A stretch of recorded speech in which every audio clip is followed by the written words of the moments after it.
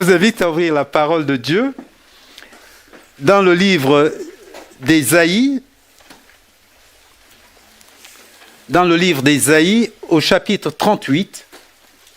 Nous allons lire les 5 premiers versets. Il s'agit de la maladie et la guérison d'Ézéchias. Ésaïe 38.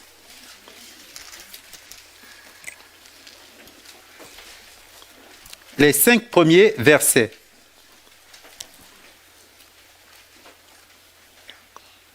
En ce temps-là, Ézéchias fut malade à la mort. Le prophète Ésaïe, fils d'Amoth, vint auprès de lui et lui dit : Ainsi parle l'Éternel, donne tes ordres à ta maison, car tu vas mourir, tu ne vivras plus. Ézéchias tourna son visage contre le mur et pria l'Éternel. Il disait : De grâce, Éternel, souviens-toi donc que j'ai marché devant ta face avec fidélité et intégrité de cœur, et que j'ai fait ce qui est bien à tes yeux. Et Ézéchias répandit des pleurs abondants. Alors la parole de l'Éternel fut adressée à Ésaïe en ces mots : Va dire à Ézéchias, ainsi parle l'Éternel, le Dieu de David, ton père. J'ai entendu ta prière, j'ai vu tes larmes. Voici que j'ajoute 15 années à tes jours. Jusqu'ici, la première lecture. La deuxième lecture, nous allons dans l'évangile de Luc. Nous lirons du verset 5. Luc 11, pardon. Excusez-moi. Luc 11. Nous lirons du verset 5 au verset 13. Luc 11, du verset 5 au verset 13.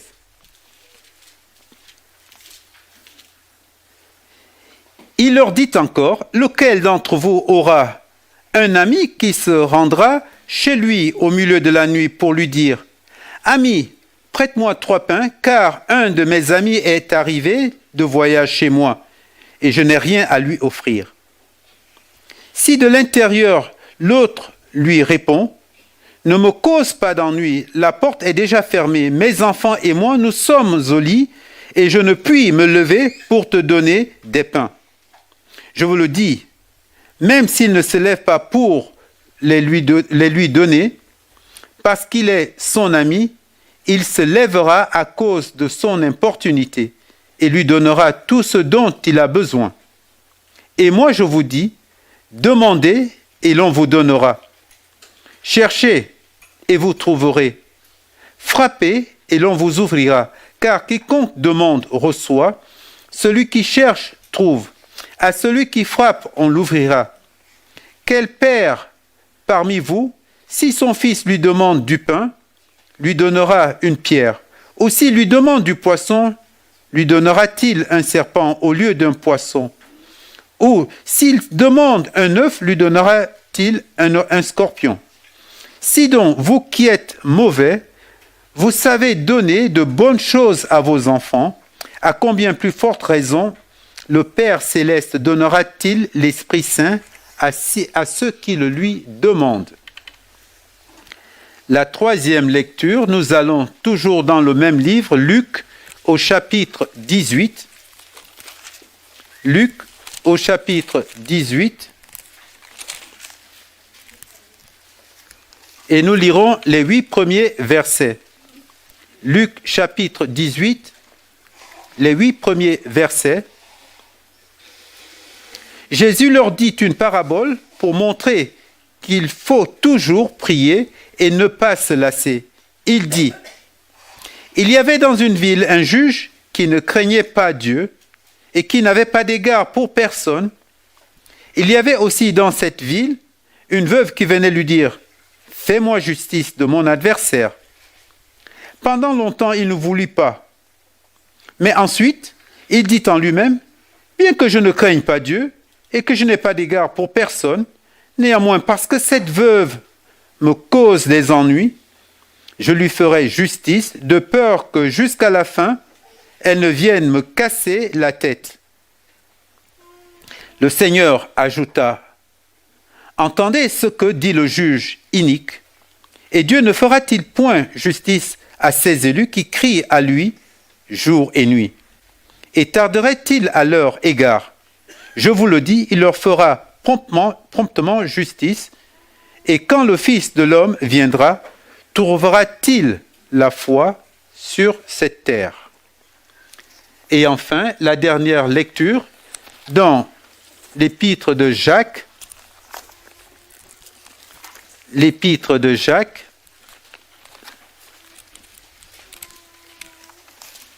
au chapitre 5, 2 versets, l'épître de Jacques au chapitre 5, les versets 16 et du verset 16 au verset 18. Confessez donc vos péchés les uns aux autres et priez les uns pour les autres afin que vous soyez guéris. La prière agissante du juste a une grande efficacité. Élie était un homme de même nature que nous.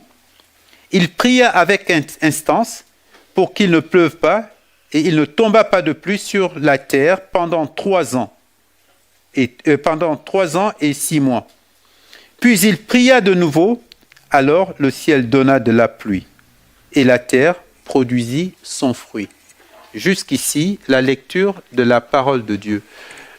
C'est le temps maintenant, le moment pour les enfants d'aller à l'école de dimanche. Et je laisse toute la place à Jérémie.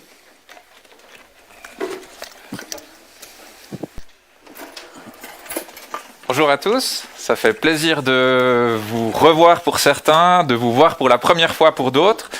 Et ça fait toujours plaisir aussi, quand on fait 2h30 de voiture, d'arriver dans une église qui ressemble à la nôtre, où on sait qu'on est en communion les uns avec les autres. Et je vous adresse donc les salutations de l'église de Lausanne, même si les personnes présentes m'ont pas toutes dit explicitement merci de saluer l'église de Morchevillers-le-Bas, je vous salue en son nom, et aussi je transmets les salutations de mon épouse pour ceux qui la connaissent. Alors aujourd'hui on va parler de la prière. J'ai fait une série de 9 prédications à Lausanne sur la prière, et je pense pas que je vais faire la série ici, parce qu'en venant une fois par année ça fait sur 9 ans. Et donc je doute que vous gardiez le fil. Par contre, si vous voulez vraiment écouter les autres, elles sont à disposition sur le site. Et donc cette prédication, c'est une facette de la vie de prière. Évidemment, on ne va pas tout dire sur la prière en une prédication. Et là, l'angle que j'ai voulu prendre, en fait, la question à laquelle on va essayer de répondre aujourd'hui, c'est est-ce que la prière sert vraiment à quelque chose? Est-ce qu'elle change quelque chose? Et là, peut-être que la première réflexion qui vous vient, c'est de dire oui, la prière me change moi-même. La prière me transforme.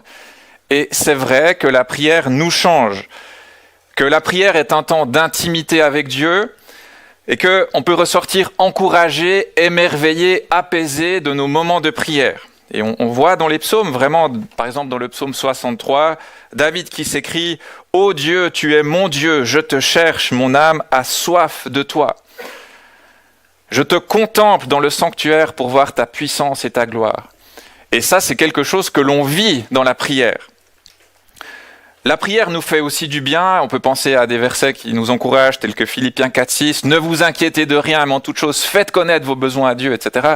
Et la paix de Dieu gardera vos cœurs. » Donc oui, la prière nous fait du bien. Elle nous encourage et elle nous change. Mais la prière, c'est aussi quelque chose de plus. La prière, on l'adresse à un Dieu qui exauce nos prières. La prière est un outil pour changer des vies et pour changer le monde. Et la question qu'on va se poser ce matin, c'est est-ce qu'on le croit vraiment? Est-ce qu'on croit que la prière, entre guillemets, fonctionne, ou est-ce qu'on se contente de la prière qui nous fait du bien?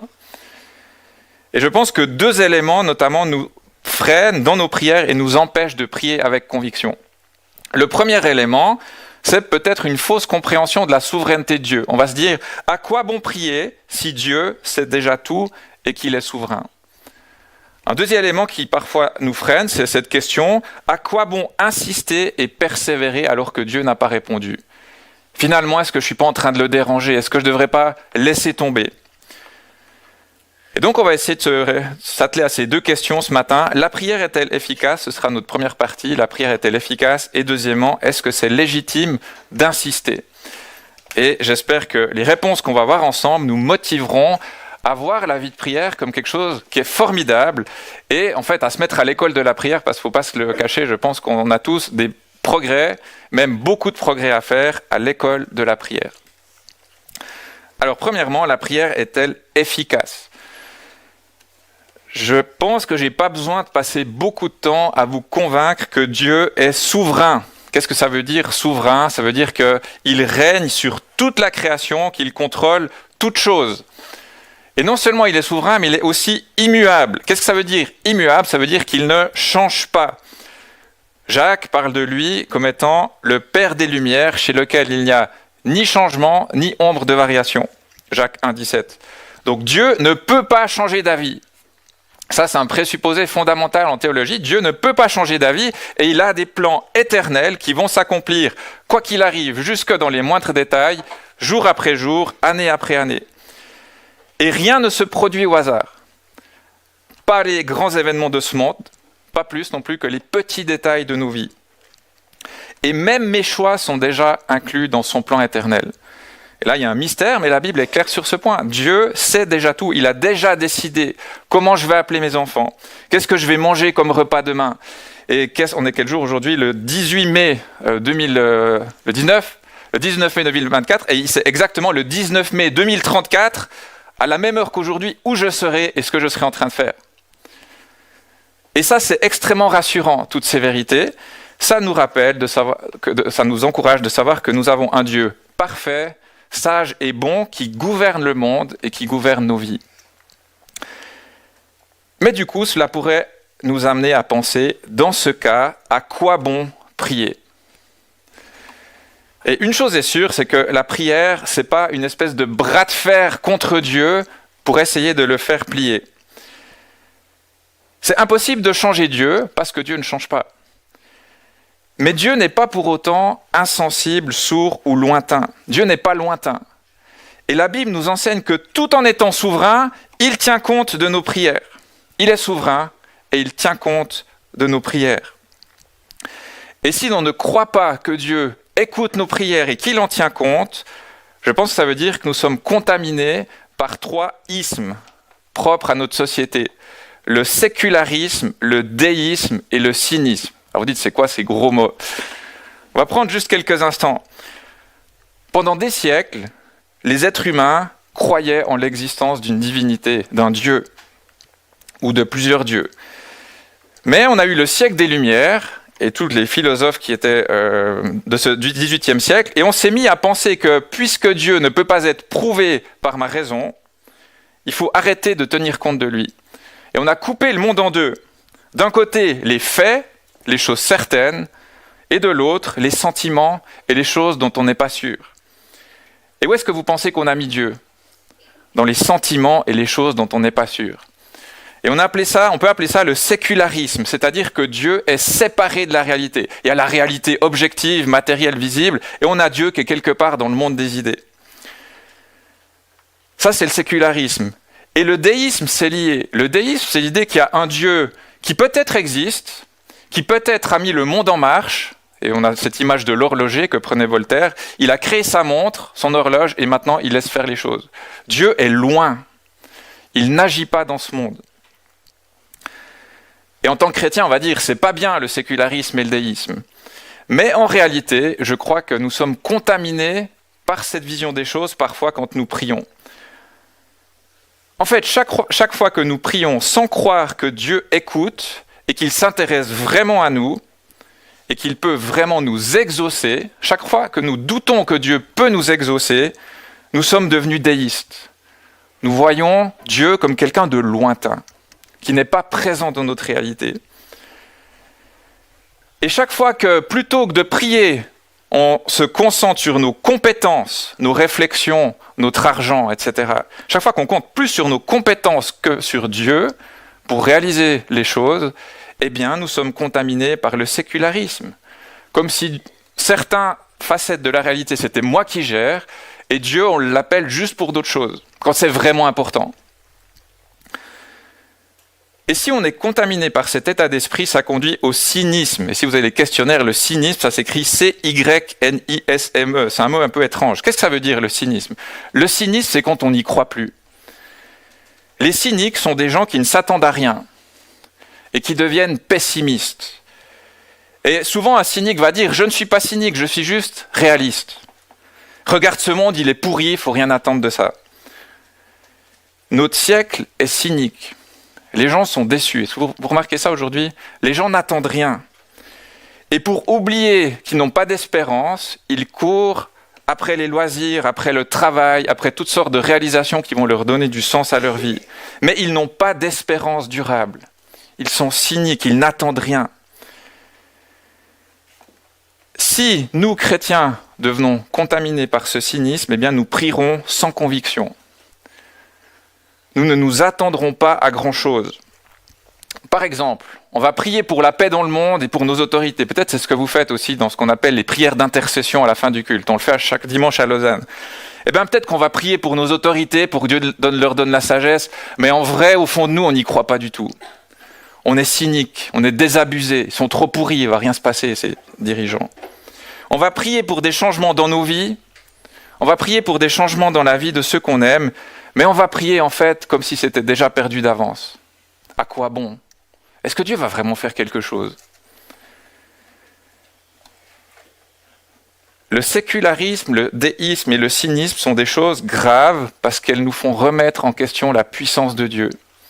Nous font remettre en question sa bonté.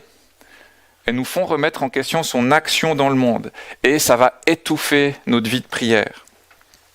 Alors qu'une vie de prière, comme disait quelqu'un, c'est tout le contraire. Une vie de prière attaque le mal. Elle a quelque chose de fougueux. Alors que le cynique se met à l'abri comme ça dans son cocon, passif, comme s'il était loin des grandes batailles du monde et qu'il ne s'engage plus dans ce monde pour que des choses changent.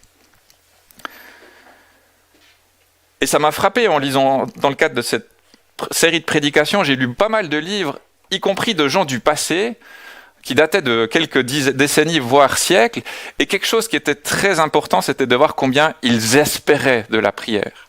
Ils attendaient quelque chose de la prière. Et je crois que nous devons réapprendre à espérer. Et ces auteurs prenaient souvent l'image du petit enfant. Demander comme un petit enfant. Que fait un petit enfant? Eh bien, si on lui fait des promesses extravagantes, je pense que maintenant ils deviennent un peu plus grands, mais quand ma fille avait 3 ans, si je lui avais dit « Écoute, on a trouvé une fusée puis on va aller sur la Lune en vacances », je pense qu'elle m'aurait cru. Pourquoi? Parce que les enfants, et là bien sûr c'est fou, mais les enfants ont cette espérance qu'ils peuvent faire confiance à leurs parents. Avec Dieu, est-ce que nous sommes comme des petits-enfants qui croyons que Dieu peut agir vraiment dans ce monde et qu'il est personnel et présent dans le monde? Et je me souviendrai toujours d'un moment dans ma vie, un moment très précis, où j'étais très découragé par une situation pastorale dans l'église.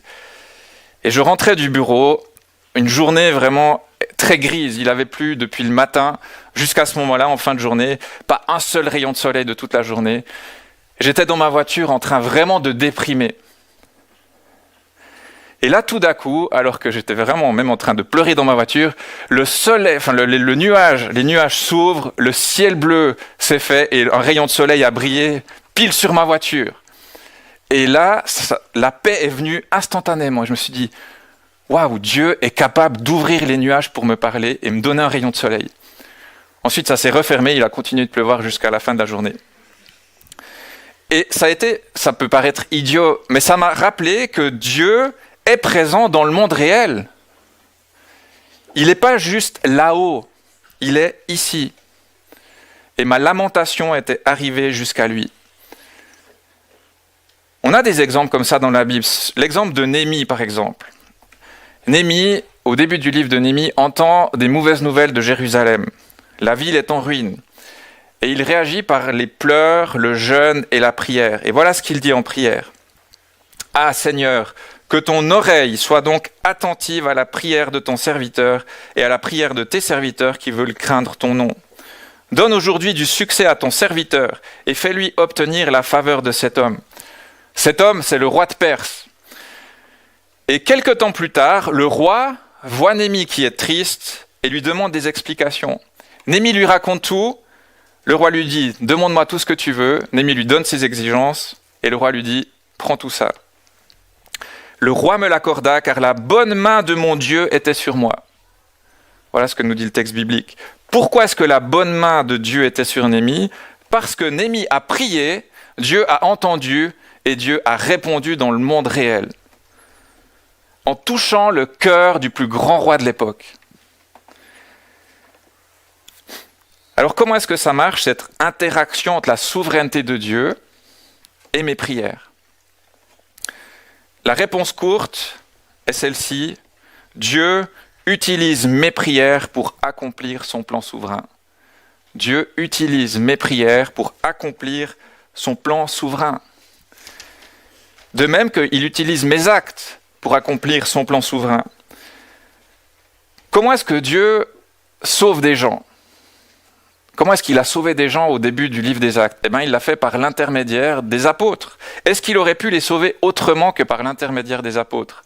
Bien sûr. Est-ce qu'il avait déjà choisi lesquels allaient se convertir ? Bien sûr. Mais il a utilisé l'évangélisation des apôtres pour accomplir son plan éternel et souverain. Et il a utilisé leurs prières à ces apôtres. Et aujourd'hui encore, il utilise nos prières pour réaliser son plan. C'est un peu l'image de la collaboration finalement. C'est comme si Dieu, je crois que c'est plus que comme si, Dieu nous invite à collaborer avec lui à la réalisation de son plan. Et il n'y a pas d'opposition entre la souveraineté de Dieu et notre responsabilité de prier. Ça va en fait ensemble. Et à aucun moment, notre job ne serait de chercher à connaître le plan de Dieu. Ce n'est pas notre job. Le plan de Dieu, c'est le plan de Dieu. Notre job à nous, c'est de prier avec foi, avec l'assurance que nos prières changent le monde et transforment l'histoire. Par exemple, peut-être que vous dites « j'ai envie de prier pour le salut d'un proche ». Qu'est-ce qui doit vous venir à l'esprit au moment de prier ? Eh bien, en aucun cas, vous devez commencer à vous dire ça ne sert à rien de prier si Dieu ne l'a pas élu avant la fondation du monde. Non, ça regarde Dieu. On doit plutôt penser, Dieu me demande de prier. Et Dieu m'assure qu'il aime exaucer mes prières. Je veux croire que ma prière persévérante peut être le moyen qu'il va utiliser pour sauver cette personne. Des prières sont le moyen utilisé par Dieu, très souvent pour accomplir son plan. C'est le sens de ce que Moïse a fait. Après le veau d'or, peut-être vous vous souvenez de cet épisode, Dieu veut exterminer son peuple. Et que fait Moïse ? Il plaide auprès de Dieu. Il prie. Et on lit en Exode 32 que l'Éternel regretta le malheur dont il avait déclaré qu'il frapperait son peuple. Est-ce que Dieu a changé d'avis ? Non, parce que Dieu ne peut pas changer d'avis. Souveraineté de Dieu. Et en même temps, il a tenu compte des prières de Moïse. Et Moïse, dans sa perspective, a vu Dieu dire quelque chose et finalement exaucer ses prières. Et Dieu, de toute éternité, avait prévu d'utiliser les prières de Moïse pour manifester sa grâce et pardonner à ce peuple. Mais Moïse, quand il est en train de prier, ne devait pas se poser cette question. Qu'en est-il de l'interaction entre la souveraineté de Dieu et ma responsabilité ? Non, Moïse, il devait juste prier et s'attendre à ce que Dieu réponde. Alors quand nous prions, ne soyons pas hyper calvinistes, c'est-à-dire des gens qui prient sans conviction, tellement ils sont convaincus que Dieu est souverain et que de toute façon ça ne sert à rien de prier. Mais vous savez quoi ? Calvin n'était pas hyper calviniste. Et c'est intéressant de lire son institution chrétienne et de voir ce qu'il dit sur la prière. Et voilà ce qu'il dit. Nous avons, même si nous devons rester humbles, nous avons le courage de prier et l'assurance d'être exaucés. Et il cite ensuite l'exemple d'Élie, dont on a lu l'histoire en Jacques 5, où donc Élie a prié pour que la pluie s'arrête et Élie a reprié pour que la pluie revienne. Et voilà ce que Calvin dit. Ce fut une grande chose que Dieu, pour ainsi dire, ait assujetti le ciel aux prières d'Élie afin qu'il obéisse à sa requête. Voilà ce que dit Calvin. Dieu a comme assujetti le ciel aux prières d'Élie. Alors, est-ce que la prière est efficace ? Eh bien, Jacques le dit, en ayant ensuite cité cet épisode d'Élie, la prière agissante du juste a une grande efficacité. Je me souviens d'une chose que m'a dit mon père quand j'étais petit. Il m'a dit, tu sais, à l'époque, les chrétiens du monde entier ont décidé de prier pendant 7 ans pour l'URSS, et Dieu a répondu avec la chute du mur de Berlin. C'est resté dans ma tête quelque part, et en repréparant ces séries de prédications, j'ai cherché l'info, et j'ai en effet trouvé sur le site de Porte Ouverte qu'en 1982, Porte Ouverte a lancé une campagne de prière de 7 ans pour l'Union soviétique. Et qu'en 1989, on le sait, le mur de Berlin est tombé. Autre témoignage que rapporte Douglas Kelly dans un livre qui s'appelle « Pourquoi prier si Dieu sait déjà ?» Il raconte l'histoire de 2 vieilles dames en Écosse, sur l'île de Lewis, dans les années 1940. 2 dames qui étaient peinées par la torpeur spirituelle et par la mondanité, notamment des jeunes sur cette île, et qui, pendant 3 ou 4 ans, se sont réunies 3 fois par jour pour prier, pour que Dieu envoie son esprit et transforme la vie des habitants de cette île. Et un jour, les jeunes de cette île étaient réunis pour une soirée dans un dancing, et l'Esprit de Dieu les a convaincus de péché et a transformé leur vie. Et ensuite, ce mouvement a embrasé plusieurs parties de l'île et suscité de nombreuses conversions. Et là, peut-être qu'on pourrait avoir la réaction de dire, est-ce que vraiment c'est la prière de ces femmes qui a fait la différence ? Est-ce que finalement, il y a peut-être d'autres personnes qui priaient ? Ou peut-être que Dieu aurait envoyé le réveil de toute façon ? Mais en fait, se poser ces questions, c'est être cynique. Et on devrait juste retrouver l'émerveillement, ce qui a été le cas de ces 2 dames, certainement. De leur point de vue, qu'est-ce qui s'est passé ? Elles ont prié, Dieu a exaucé, et elles ont rendu gloire à Dieu. Et quels étaient les mécanismes à l'œuvre dans le ciel ? Comment Dieu articulait sa souveraineté avec cette prière de ces dames ? Aucune idée, mais elles ont prié, il a répondu. Et quelqu'un écrivait que lorsque l'histoire atteindra son point final, nous serons émerveillés de découvrir que là où elle a changé d'orientation, c'est parce que le Seigneur l'a pris au mot et s'est mis à l'invoquer. Est-ce que nous y croyons lorsque nous prions pour les chrétiens persécutés ? Pour le réveil, pour votre pays, pour l'Église dans le monde ? Est-ce que nous croyons que la prière peut changer des choses dans nos vies, dans nos foyers, dans nos villages et dans nos églises ?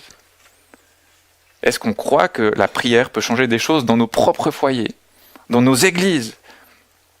Est-ce qu'on se rend compte que par la prière, nous recourons à la puissance de Dieu, qui peut la déployer directement dans les vies de ceux pour qui nous prions ? C'est quelque chose d'incroyable en fait. On prie là-haut et Dieu peut répondre en intervenant là-bas. Alors que moi je suis ici. Comme une centrale électrique dans une vallée écartée, disait quelqu'un, on ne voit pas la centrale, mais elle est génératrice d'électricité. Si un chrétien autour de nous est découragé, est-ce que notre premier réflexe, c'est la prière ? Prier avec la foi que Dieu peut lui redonner du courage. Si nos enfants sont dans une période difficile ou qui sont indisciplinés, est-ce que nous pouvons prier avec foi que Dieu change ça, qu'il intervienne dans leur vie ? Ou est-ce qu'on a déjà baissé les bras ? Si une relation est difficile au travail, est-ce que nous prions pour que Dieu intervienne dans cette relation ? Et encore une fois, une autre citation d'un auteur qui disait que si on adopte une vie de prière, les exaucements se multiplieront au cours d'une vie. Comme les flocons de neige tombent doucement et régulièrement un jour d'hiver, les réponses de Dieu descendront sur nous de la même façon. L'histoire de notre vie sera une suite de demandes et de réponses. Alors attention, ce n'est pas un automatisme, mais on va le voir. Parfois, Dieu ne répond pas tout de suite. Parfois, on va mourir sans avoir d'exaucement. Mais est-ce qu'on adopte ce réflexe de la prière en tout temps, pour toutes sortes de circonstances, toutes sortes de circonstances, et en s'attendant à avoir des réponses? Et pour qu'on apprenne à voir l'efficacité de la prière, entre guillemets, est-ce qu'on peut noter peut-être nos sujets de prière? Peut-être vous pouvez prendre une carte de prière, ça c'est quelqu'un qui recommandait ça, et vous prenez, je sais pas, le nom de votre enfant. Mon fils s'appelle Nathan, et pour Nathan, vous mettez tel ou tel sujet de prière. Vous priez pour qui? Je prie actuellement pour qu'il aime lire sa Bible, par exemple. Et c'est une prière récurrente. Et c'est encourageant de voir peut-être les progrès que Dieu va peu à peu réaliser. On peut avoir une carte de prière pour l'église locale, une carte de prière pour votre pasteur et vos anciens, une carte de prière pour vos voisins croyants.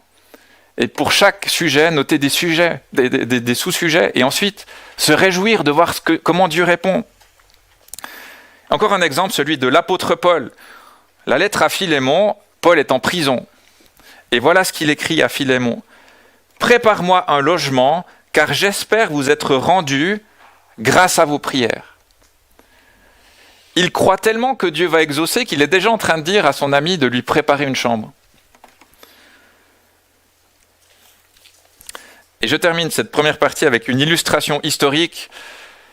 Je ne sais plus l'année à laquelle ça s'est passé, mais l'histoire d'un roi saxon païen qui a envahi le Pays de Galles. Le Pays de Galles qui était habité d'une population chrétienne. Et ce roi saxon observe l'armée ennemie, et dans cette armée ennemie, il voit des gens non armés. Et on lui apprend que ce sont des moines venus pour prier pour la victoire de leur camp. Vous savez ce qu'il a dit, ce roi? Attaquez-les en premier. Il croyait en l'efficacité de la prière. Et nous? La prière est-elle efficace? C'est notre premier point. Deuxièmement, est-ce légitime d'insister? Et si on se pose cette question, c'est parce qu'on constate que Dieu, dans sa souveraineté, n'exauce pas toujours tout de suite. Qu'auraient dû faire les 2 dames écossaises de l'île de Lewis si le réveil n'avait pas eu lieu? Est-ce qu'il fallait continuer de prier ou s'arrêter? Que doivent faire les chrétiens qui, après des années, n'ont toujours pas vu des conversions chez les proches pour lesquels ils prient? Et je pense que ça nous arrive à tous. Est-ce qu'on continue de prier ou on arrête? Est-ce qu'on insiste? Il faut éviter 2 écueils opposés. La revendication et la capitulation. La revendication, ce serait de vouloir tordre le bras de Dieu. Oublier, en fait, ce serait oublier que la souveraineté de Dieu nous appelle à l'humilité. À l'humilité. Et c'est quand même Dieu qui a toujours le dernier mot. Je ne peux pas lui tordre le bras. Je ne peux pas être revendicateur. Seigneur, donne-moi cela, tu me le dois. L'autre écueil, c'est la capitulation, où là, plutôt que de tordre le bras de Dieu, on baisse nos propres bras. Et le juste milieu, c'est probablement la notion de l'importunité. Vous allez le voir. Dans Ésaïe 64:6, on lit ceci. « Il n'y a personne qui se réveille pour s'emparer de toi. » Et je discutais de ça avec un frère pasteur, il me disait « Voilà l'attitude chrétienne à avoir dans la prière. » Et c'est un pasteur réformé baptiste bien comme il faut. S'emparer de Dieu. Alors évidemment que certaines de nos demandes doivent être abandonnées et qu'il faut arrêter de les prier. Tout simplement parce que c'est clairement pas selon la volonté de Dieu. Si Dieu me donne pas de gagner à la loterie alors que je persévère depuis 10 ans dans mes prières, peut-être c'est le moment de comprendre que c'est un petit peu égocentrique comme demande. Mais il y a toutes sortes d'autres sujets où nous ne pouvons pas être dans le faux en insistant. Par exemple, quand nous prions pour des conversions, c'est un bon sujet. Quand nous prions pour la croissance de l'Église, quand nous demandons la sagesse, quand nous demandons une victoire contre le péché dans nos vies, quand nous voulons des relations restaurées. Dieu n'a pas forcément promis un exaucement, mais ce sont à coup sûr de bons sujets. Et c'est assurément bon de venir devant Dieu et de persévérer. Et donc la bonne attitude n'est ni revendication, ni capitulation, mais une attitude d'importunité. C'est ce qu'on a en Luc 11, ça paraît peut-être étrange ce mot, importunité. C'est cette histoire en Luc 11 qui a été lue de cet homme qui se rend au milieu de la nuit chez un ami pour lui demander 3 pains. Et Jésus nous dit, même si cet ami n'est pas motivé à se lever, eh bien il se lèvera à cause de son importunité et lui donnera tout ce dont il a besoin. Quelle est la leçon que Jésus veut enseigner ici? Eh bien, voilà cette leçon. Demandez et l'on vous donnera. Cherchez et vous trouverez. Frappez et l'on vous ouvrira. Et l'argument, c'est un argument a fortiori, c'est-à-dire à combien plus forte raison?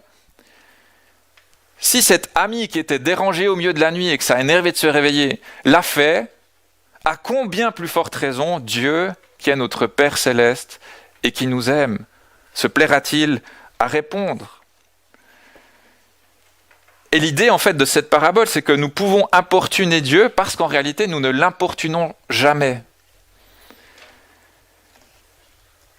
Et il y a plusieurs exemples vraiment dans la Bible qui nous montrent cet amour de Dieu pour ses enfants et cette joie qu'il prend à exaucer. On l'a lu avec Ézéchias. Il apprend sa maladie.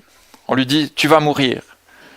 Réflexe d'Ézéchias, la prière. « De grâce éternelle, souviens-toi donc que j'ai marché devant ta face avec fidélité et intégrité de cœur et que j'ai fait ce qui est bien à tes yeux. » Et Ézéchias répondit des pleurs abondants. Et aussitôt ici, Dieu parle à Ésaïe, il l'amène vers Ézéchias et lui dit « Ainsi parle l'Éternel, le Dieu de ton père. Écoutez bien, j'ai entendu ta prière, j'ai vu tes larmes. Voici que j'ajoute 15 années à tes jours. » C'est magnifique, non? J'ai entendu ta prière, j'ai vu tes larmes. C'est ce qui se passe chaque fois qu'on prie. Dieu entend et il voit nos larmes peut-être, nos souffrances, nos découragements. Et voilà un Ézéchias qui n'a ni revendiqué à Dieu en disant « tu me le dois, cette guérison », ni capitulé en mode « Seigneur, je veux quand même pas te déranger, mais si dans ta grande souveraineté, bonté, tu envisageais quand même l'éventualité, la possibilité de peut-être me donner un peu la guérison, ça me ferait plaisir. Mais surtout, je ne veux pas te déranger. » Non, il voulait l'exaucement, il le croyait et il a prié avec conviction. Je ne sais pas si vous avez déjà fait dans votre église aussi des temps de jeûne et prière pour des sujets particuliers. Et dans notre église, on a nos réunions de prière, on en a 2 par mois. Et parfois, c'est vrai qu'on sent qu'il y a pas une immense passion dans les prières. On a eu à 2 ou 3 reprises des moments de jeûne et prière pour des sujets qui nous tenaient particulièrement à cœur. Une jeune fille qui était dans un grand problème de santé, par exemple. Et là, on a vu la ferveur des prières. Des gens qui priaient de tout leur cœur, avec conviction et avec foi. Et Dieu aime qu'on prie de cette manière.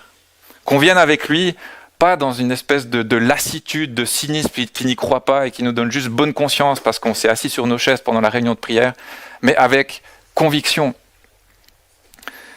Et il aime que nous insistions sur la durée. Une histoire vraie à propos de George Muller. Et attention, c'est toujours une belle illustration, mais ça ne veut pas dire qu'on va le vivre comme ça, à chaque fois. Mais ça nous montre comment Dieu peut réagir. George Muller, c'était un homme de prière. Je crois qu'il a noté ses sujets de prière, il en a recensé 50 000 sur l'ensemble de sa vie.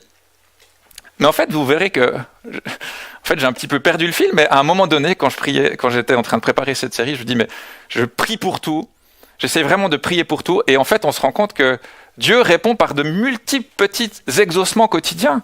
Et si on fait le calcul, je suis sûr qu'on y arriverait, en fait. Attention, ce n'est pas un concours. Mais c'est simplement un encouragement à prier. Et donc George Muller, en 1844, a commencé à prier pour le salut de 5 personnes, de manière assidue et persévérante. Au bout de 18 mois, l'une s'est convertie. 5 ans plus tard, une deuxième s'est convertie. 6 ans plus tard, une troisième s'est convertie. Ça fait déjà long, vous êtes d'accord? Il a remercié Dieu pour ces 3 conversions et il a continué pour les 2 autres. 36 ans plus tard, toujours rien.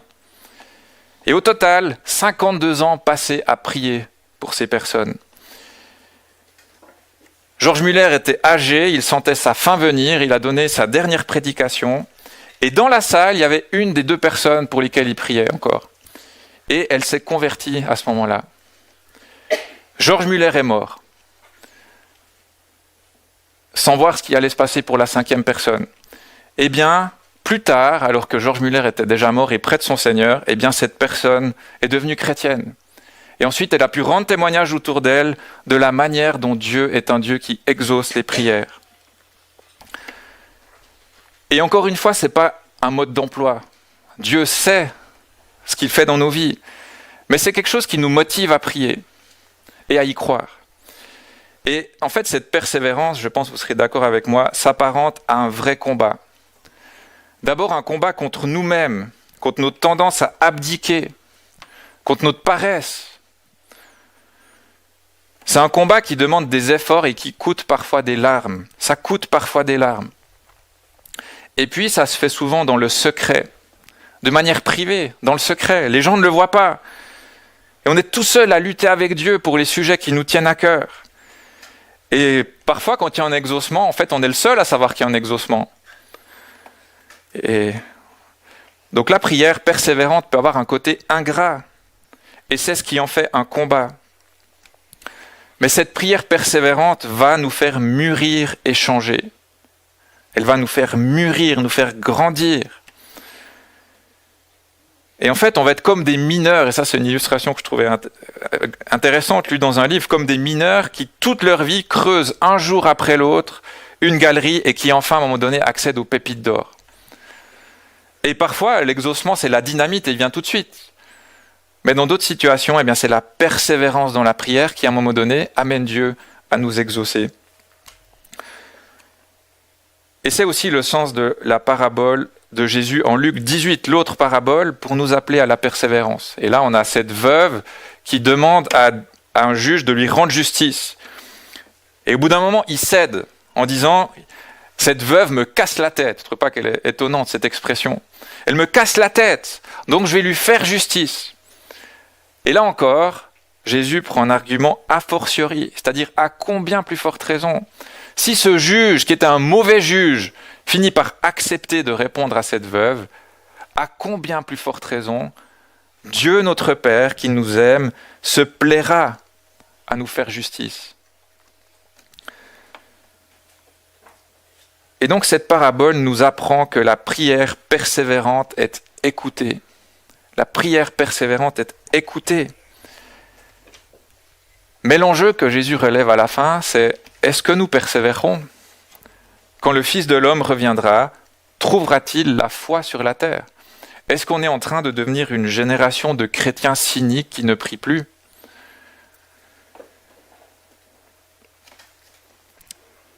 Et parfois, donc, Dieu ne répond pas tout de suite. Et là, on est dans ce qu'on peut appeler un désert. Quand on prie pour quelque chose et que Dieu ne répond pas, nous sommes dans un désert. Qu'est-ce que c'est un désert ? Eh bien, c'est le décalage entre nos espoirs, nos attentes et la réalité. Nous espérons quelque chose, mais la réalité est différente. Et quand on est dans un désert, eh bien, on est prêt à tout pour ne plus y être, vous êtes d'accord ? Et une réaction qu'on pourrait avoir, c'est la fuite. On s'enfuit du désert pour courir vers les distractions, puis pour oublier qu'on a des attentes déçues. Ou alors, une autre réaction, ce serait l'acharnement. Par tous les moyens, on va essayer de trouver nous-mêmes des solutions. Mais on oublie de se reposer sur Dieu. Mais la seule bonne réaction au désert, c'est d'accepter notre impuissance et de s'en remettre à la puissance de Dieu. Et finalement, l'essence même de la prière, c'est un peu la faiblesse finalement. C'est venir avec Dieu dans la faiblesse, dans l'impuissance. Et la prière, c'est dire, Seigneur, je ne peux pas tout seul, mais toi tu peux. Est-ce que vous connaissez David Brainerd ? Si vous étiez au camp d'été l'année passée, sauf erreur, vous avez entendu une conférence sur David Brainerd. C'est un jeune homme au XVIIIe siècle qui est parti dans les tribus indiennes d'Amérique. Donc il était en Amérique et il est allé dans les forêts, les tribus indiennes pour annoncer l'évangile. Est-ce que vous savez combien il a eu de conversions pendant ses 2 premières années comme missionnaire ? 0. 0 conversion en 2 ans de sacrifices, de renoncement, de conditions de vie misérables. Et dans son journal intime, parce qu'il a laissé un journal, il raconte tous ses combats intérieurs, cette lutte contre lui-même, contre le découragement. Mais en même temps, il raconte combien dans ce désert, il a grandi. Il a grandi par cette vie persévérante de prière. Et après 2 ans, eh bien, tout à coup, il y a eu des conversions en masse. Est-ce qu'il avait changé sa méthode ? Non. Est-ce qu'il avait annoncé un autre évangile ? Non. Mais c'était le temps où Dieu répondait à ses prières. Et David Brainerd n'était que le spectateur étonné de l'œuvre de Dieu. Et voilà ce qu'il dit. « Je me tenais émerveillé », donc là, quand il prêchait, devant l'influence qui a saisi la quasi-totalité de l'auditoire. Et je ne peux la comparer qu'à une force irrésistible d'un torrent puissant ou d'un déluge qui, de tout son poids et de toute sa pression, écrase et balaye tout ce qui est sur son chemin. Des enfants se convertissent, sont repentants, des personnes âgées, des ivrognes, des anciens sorciers indiens. Le réveil touche tout le monde. Et Dieu était en train de tisser son histoire, celle qu'il voulait écrire dans sa souveraineté. Et pendant ces 2 ans de désert, David Brennert, il aurait certainement voulu que Dieu écrive l'histoire autrement. Mais qu'est-ce qu'il a fait malgré le fait que Dieu ne répondait pas? Il est resté dans l'histoire en quelque sorte, il a continué à prier. Et toute notre vie, nous allons traverser des déserts. Et finalement, je me demande si la souffrance, c'est pas ça souvent. Un décalage entre ce qu'on espère et la réalité. Et très souvent, dans ces déserts, on ne comprend juste pas ce que Dieu est en train de faire. Quelle est l'histoire qu'il est en train d'écrire? Et Dieu ne nous demande pas d'être stoïque et héroïque, comme si ça ne nous touchait pas. On voit plutôt dans les psaumes que quand les gens sont dans des déserts, qu'est-ce qu'ils font? Ils se lamentent. La lamentation est chrétienne. Et c'est aussi une prière. C'est parler à Dieu et pleurer devant lui. Mais cette lamentation, ce n'est pas la même chose que la plainte qui est centrée sur soi. La lamentation, c'est amener à Dieu notre tristesse, notre souffrance, et en fait, d'une certaine manière, avoir le cœur d'un enfant qui se réjouit de voir comment Dieu va répondre. Et se rappeler que Dieu n'est pas un sadique. Il ne se plaît pas à nous laisser dans la souffrance juste pour nous laisser dans la souffrance. Et c'est vrai qu'on n'aura pas toujours le fin mot de l'histoire et qu'il y aura toujours des prières non exaucées. Et des prières dont on ne verra pas l'exaucement de notre vivant. Et là, la Bible nous le dit très clairement. Elle nous prend l'exemple d'Abraham, qui a prié pour le pays promis, qu'il a attendu et qui ne l'a pas vu de son vivant. Les Juifs déportés à Babylone sont morts à Babylone. Dieu avait promis le retour de l'exil, ils ne l'ont jamais vu. Donc, à leurs yeux, ils étaient dans une histoire inachevée. Mais Dieu était en train d'écrire son histoire à lui, qui devait aboutir, on s'entend, à Jésus-Christ, le Messie. Et nous sommes après Jésus-Christ. On est dans un chapitre de l'histoire qui est après Jésus-Christ. Et donc, quand on regarde dans le rétroviseur, on voit Jésus-Christ mort sur la croix, ressuscité, et qui nous promet de revenir. Donc, en fait, on sait déjà le dernier mot de l'histoire. On connaît déjà le dernier chapitre. Et à ce moment-là, quand Christ reviendra et nous prendra avec lui, eh bien, on aura certainement cette vue d'ensemble de cette grande tapisserie, de cette grande histoire que Dieu a tissée. Et on verra que son plan parfait est accompli. Et que chaque élément de notre vie s'inscrivait dans cette grande histoire qu'il était en train d'écrire. Alors en conclusion, est-ce que la prière est efficace? Et je le mets vraiment entre guillemets ce mot. Est-ce qu'elle est utile? Est-ce qu'elle fonctionne? Encore une fois entre guillemets. Et est-ce que c'est utile de persévérer? Eh bien, j'espère qu'on a été convaincus que c'est le cas. Et en fait, la prière est peut-être le travail le plus important qui soit dans la vie chrétienne. Halsby disait ça, c'est le travail le plus important. Le travail que nous accomplissons à genoux, seul avec Dieu, loin des bruits du monde et des applaudissements de la foule, doit passer avant tous les autres. Le travail de la prière, parce qu'on peut, en fait, on peut se dire, oui, j'ai envie que Dieu exauce mes prières, mais si on ne prie pas, Dieu n'exaucera pas. Et encore une citation de Douglas Kelly, et je m'arrête avec ça. Si nous croyons sincèrement ce que la parole de Dieu déclare concernant l'efficacité de la prière, nos églises seraient trop petites pour accueillir tous ceux qui viennent y prier. Nous devrions louer de grands dépôts, des stades de football et dresser de gigantesques tentes. Amen.